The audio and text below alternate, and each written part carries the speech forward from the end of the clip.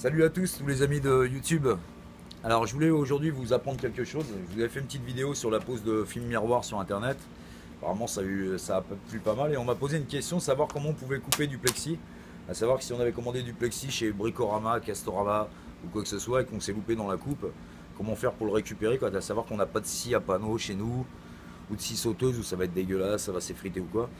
Moi j'ai une solution super simple pour vous et surtout pour avoir une coupe super franche. Alors je vais vous expliquer comment on peut couper un plexi. Donc ça, on va prendre un plexi comme ça. Ça c'est un plexi diffusant.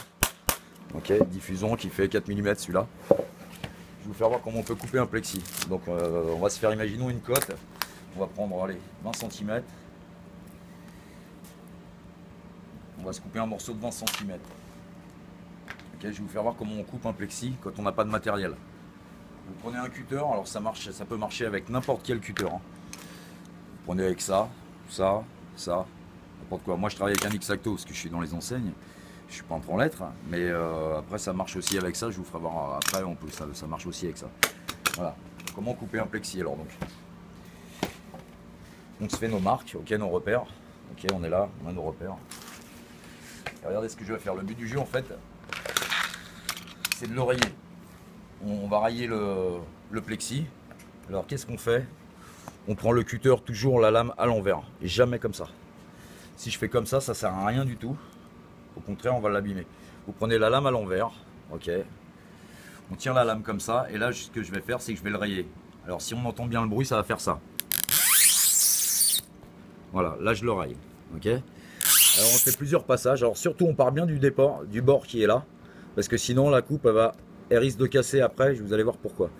Ok, donc on fait comme ça 3-4 passages. Ok. On reste toujours sur le même trait. Toujours sur le même trait. Ok. On le raye. Je vais lui faire 3-4 passages. Voilà. Là, normalement, on est réglé.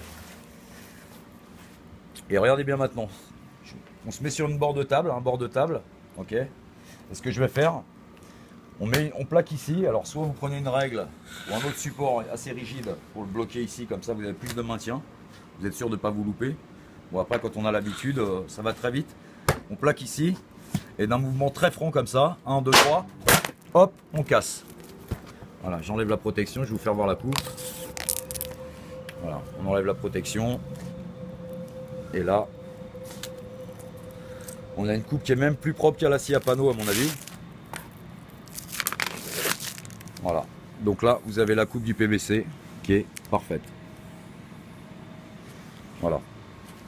Alors après, pour pas vous couper, parce que ça peut couper, on se met un peu en biais comme ça avec le X-Acto ou un cutter. Voilà, comme ça là vous êtes sûr, vous pouvez passer le pouce et ça craint plus rien. Recto verso. Voilà, vous remettez un petit coup là.